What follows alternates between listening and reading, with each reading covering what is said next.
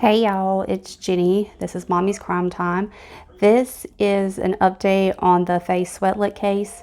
There was a press conference this afternoon around noon where they gave details that we did not have before today about the disappearance and ultimately body being found of 6-year-old Faye Swetlik. If you are not familiar with this case, she is again a 6-year-old little girl, Faye Marie Swetlik. She went missing from her front yard in Casey, South Carolina. She lived on Londonderry Lane. She got off the school bus that day. Her mom walked her back to the residence. She was playing outside in the yard, which was, from what everyone has said, was normal to see of her. Lots of kids play around this area. Mom went inside, noticed that she didn't see her. They began searching for her and ultimately called police around 5 p.m. to report her missing. They have released the audio from her 911 call. I'm trying to get my hands on that right now, and I'll put that in my next update. The search was mainly centered around her home and the subdivision that she lived in, Churchill Heights. They focused very heavily on this area. They did not want to report her as abducted because they felt like she had just wandered off. So this 1-mile radius around her home was extremely heavily searched several times. There were homes inside this subdivision. They went to every door. They knocked on every door. They spoke to everyone. They even searched some of the homes to make sure that they had left no stone left unturned.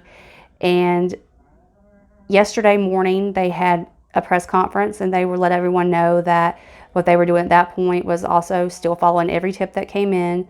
They were not really extending the search area because they still believed that she was in that area, but that they were going to begin going through trash, landfills, dumpsters, and following the trash trucks around to go through everyone's trash. Now, the neighborhood had been shut down. You could only come in and out of it if you were a resident. So they were watching everyone that came and went very, very closely. Yesterday morning, the police did lock the neighborhood down entirely. If you were not at home, you could not return to the neighborhood. In the press conference, they let us know that they had unfortunately found Faye Swetlik's body. They gave us no details on this. They just said they had found her, and that there was also another body of a male who they were not going to identify, and they weren't sure if these two were related. Today, this morning, as I said, it was supposed to start around 11:45, but right before noon, they came on with a press conference, and they let us know that this search of the trash yesterday was imperative to the investigation, that during this search, there was a critical piece of evidence that was found, and this piece of evidence narrowed down the search area and led them to go back there. Apparently, the trash they went through belonged to the address of 602 Piccadilly. They went to that residence, and I'm not sure how they found the deceased male there. I've heard conflicting stories on social media. I'm not going to speculate on those, but ultimately the body of the male who was found was one Coty Scott Taylor. He is a 30-year-old white male. They have not said manner of death. He'll be having an autopsy tomorrow to determine his cause of death. The preliminary investigation on the autopsy, this is preliminary, of Faye Swetlik, was that she had not been in the location that she was found in for very long. She had been placed there. They had searched there. So we know that she hadn't been there this entire time. The suspect, or the deceased male, Coty Scott Taylor, had actually spoke with the police. They had talked to him. They had gone into his home, and they had searched his home. So at this point, they had no idea that he had anything to do with it. At this point, we still aren't sure if he had anything to do with it. I don't want to bash this guy, just in case maybe it's something different, but it is kind of a coincidence that you have both of these people dead at the same time. Coty Taylor's Facebook, he hasn't really posted much in years on there. There's not much known about him. I have done my best to find out some information on him, but from what I understand is that his body was located at the residence. In the press conference, they did not say whether it was inside. They just said at. They would not comment any further than at the residence. They did say the piece of evidence that they found in the garbage was something that was critical, that let them know that it was directly related to Faye Swetlik. He refused to say what that item was, but he did say that it was an item that was on the missing person flyer.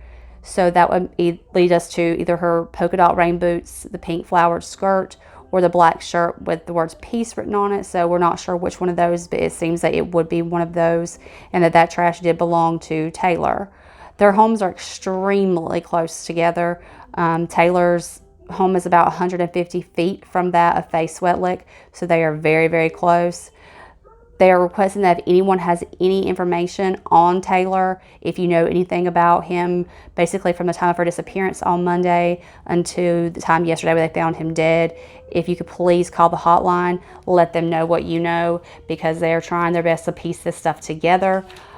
It's a very tragic ending. I was really hoping we would come up with something better than this. They did say that he had no criminal record and he was not known to the police. And he is not a relative, no kind of family member, not a friend of the family's. He was only a neighbor. So this kind of debunks everyone else's and my own theory that possibly the mother had something to do with it. The only thing that I have heard that I don't know about, I'm not sure, is that he had a roommate. I read somewhere that the roommate is who found his body in or around the home. I don't know if this is true. I'm working to try to either confirm or, debunk this one. So I can't exactly hold that to truth. I have found that the only thing that they have been able to find on him, or that I've been able to find on him in regards to any kind of criminal or, interactions with law enforcement, was that he had a traffic violation in 2018 for failing to dim his lights in Lexington County, but that's about it. We know he graduated from Buffton High School in 2007. So we don't know much about him right now. I've heard, cannot confirm again, that he was a general manager at the Wingstop in West Columbia. So all we do know right now is both of these bodies have been found. They were found the same day. Faye's body had not been in the location that it was found in. I don't understand how he could have, let's say he did do it, how he could have hidden her body as the police were there. I don't know how he could have gotten her body out of his home. I mean, yes, the location where she was found is directly behind his home, in between his home, the back of his home, and the Napa Auto store. This is a very, very small area. It's not a big wooded area. I mean, it would be kind of hard. It's kind of a dense area you could see. I don't know how he would have gotten her body out there. I don't know if anyone else may have been involved. There was a third party. The police did say that there are no persons of interest at this point. There have been no arrests. So it leads us to believe that maybe they do believe he did it, but they're not going to say that. And I, again, do not want to say that until it has been clarified that there has been evidence of that, because there are still a lot of other possibilities that if he did not directly do it, maybe he saw something, maybe if he did have a roommate. I'm sure all these things will come out in the coming days. We should know a lot more information tomorrow when they do the press conference after his autopsy and give us the cause of death. I did see on social media, again, I cannot confirm this. This is something that I had just stumbled across reading comments on one of the news articles from South Carolina, was that he had hung himself. Don't know if that's true. Again, I don't want to speculate too much. I did find his Facebook, and I went through every friend that he had on there. There are not many. And there was one friend that I found that had put a post up about him. And in the comments, those people had said they were extremely shocked. They would never think that he would be the type to do something like this, that he was always a very, as I said, chill person, and that he might be awkward, but he was definitely not the kind of person they would think would do this. So again, I'm hoping that more information does come out. I hope that we find out more and that we can put this entire situation to ease. We do want justice for Faye. She deserves justice. But the law enforcement did say that there is no threat to the community, that no one should be worried or afraid. So this leads me to believe that maybe they do believe that he was the perpetrator. Again, we don't know that. So there's just so many things about this case that leave me with so many questions. It's honestly a very devastating thing for a child to be killed this way. We don't know how she was killed yet. Hopefully we will find that out tomorrow also, unless they let us know something else this afternoon.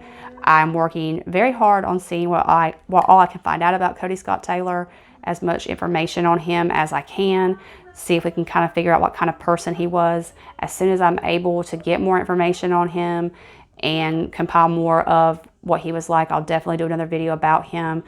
I just ask that everyone prays for the family right now, because this is a devastating situation.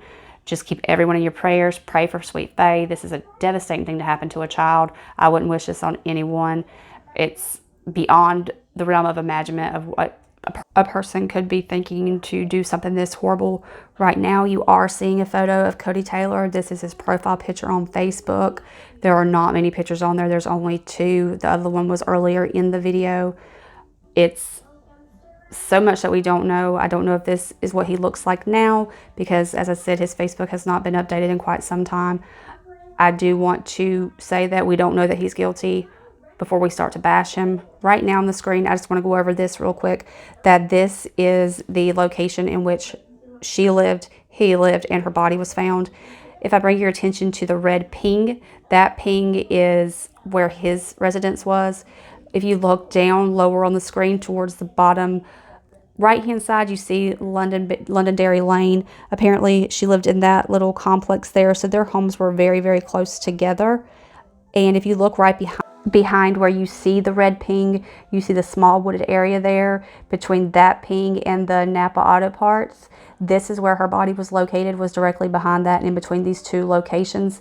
So it was extremely close to her. As I said, it was only about 150 feet from her home to where he lived, and the body was found right there in the wooded area. There does not appear to be a thick wooded area. If you watch some of the news coverage, you can actually see the wooded area.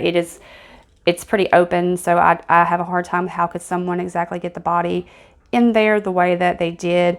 I believe the Churchill subdivision, it may be, I don't know exactly where it starts when it comes to where exactly he was to that. Was his area being watched? I'm not sure. I need to do more research on that.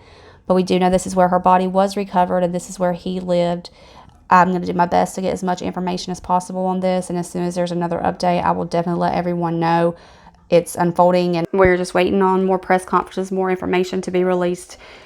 This is the last photo that was seen of Faye. This was her getting off of her school bus. I just can't imagine what was about to happen to her, what did happen to her. It absolutely breaks my heart. I do want to remind everyone that if you have any information, no matter how relevant or irrelevant you believe it may be, that is factual or you believe may help the case, I urge you to please call the hotline. It is still up. They are asking for any information that anyone has that may help with this investigation. So if you believe you have anything relevant, please call the hotline. The number is 803-205-4444. They have said that they want to make sure there were no other parties involved, or that they have said they don't have any suspects at this time. They are trying to do a very thorough investigation. So if you do have any information, please call the hotline, let them know. Please remember Faye and her family in your prayers as they deal with this horrific crime. And try not to speculate or say too much until we actually know what happened. I don't want to bash this man if he's innocent or if it has something to do with it, although I do find that would probably not be the case. So I want to thank everyone for listening.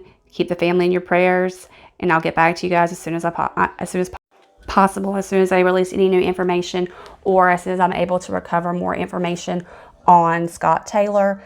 Please like this video, share this video, subscribe to my channel for all of the next updates coming on this and other cases.